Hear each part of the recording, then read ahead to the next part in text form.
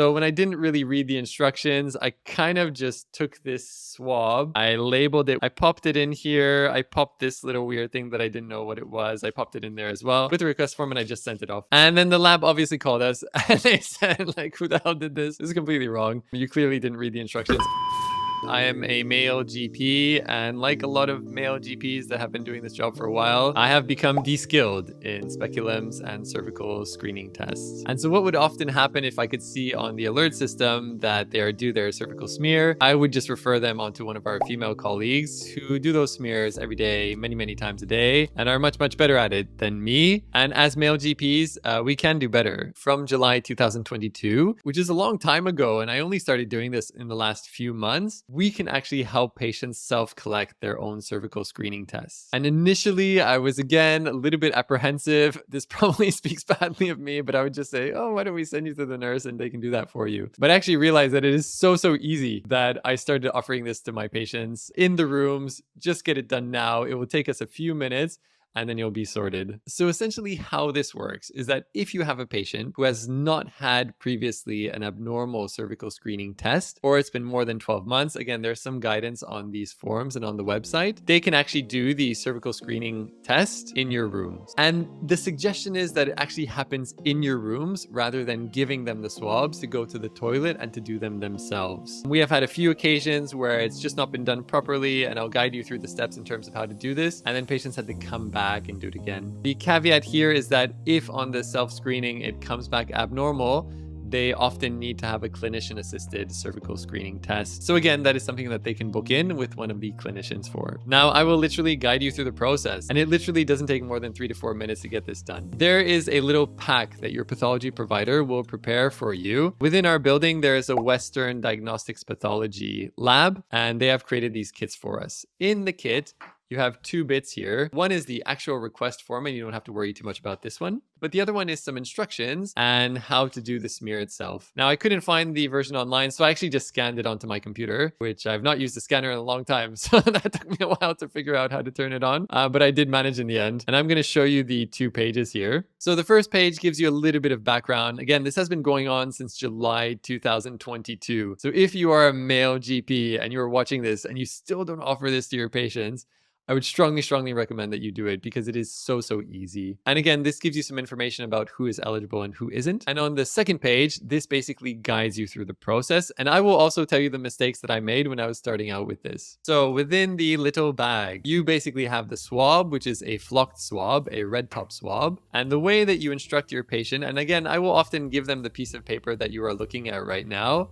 You pretty much just unscrew it. You stick it deep into your vagina. You do 10 rotations in a circular motion, and then you pretty much just move it around deep into other areas of your vagina. And then what the patient has to do is they just close it and then they give it to me. Again, I find this infographic is actually perfect, and it really explains what needs to happen. Again, you will have some patients who may not be able to do this for manual or intellectual reasons, and then they do need a clinician-assisted one. But by and large, that is rare in our area, at least. I'm gonna warn you about the thing that I did wrong once. So when I didn't really read the instructions, I kind of just took this swab, I labeled it, I popped it in here, I popped this little weird thing that I didn't know what it was, I popped it in there as well with the request form, and I just sent it off. And then the lab obviously called us and they said, like, who the hell did this? This is completely wrong. You clearly didn't read the instructions. I mean, they didn't say it that way, but you kind of know what I mean. The self-collection, that top bit of what I'm explaining here, that's for the patient. Now, this is for the doctor, the bottom bit. And what you have to do, again, really straightforward once you've done it once, is you basically just take off that plastic film, throw it away, and then you basically open up this little plastic container, pop it down on your desk, you take out the swab that has previously been in the patient's vagina, and you read the instructions. Fully immerse the tip of the swab into the solution, and you swirl the swab for 20 seconds. So I will typically awkwardly count up to 20, whilst the patient is just waiting there and watching me do it. Finally, once you have done that for 20 seconds, you hold the tip against the inner wall, and you're just draining out the fluid from the swab. You place the swab back into the tube, and this can effectively go into the bin, because you don't need this anymore. This is what you need.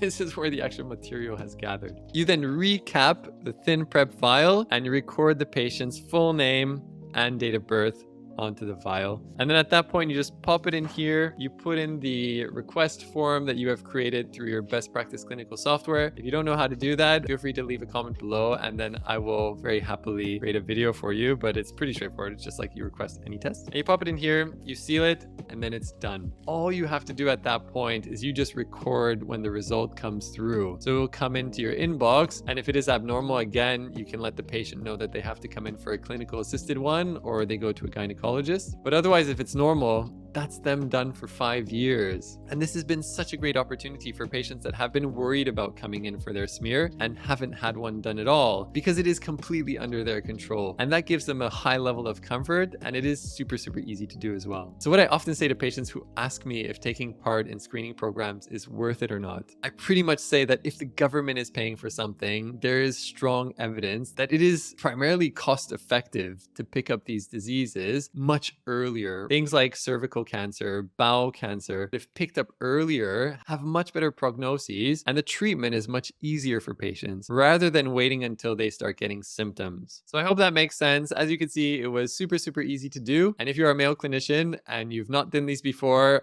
honestly, well worth it. Now, you could argue that, gosh, I don't really have time to add on a screening test during my consultations. I personally feel that I do. I have created a video of why I never do telehealth, I never do telephones, I never do e-scripts or e-referrals.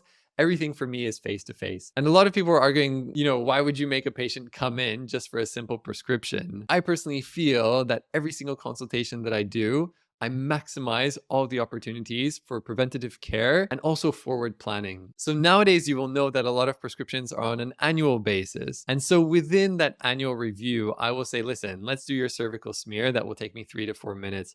I can see you need some blood in 6 to 9 months. Let me print out that form. It's valid for 12 months.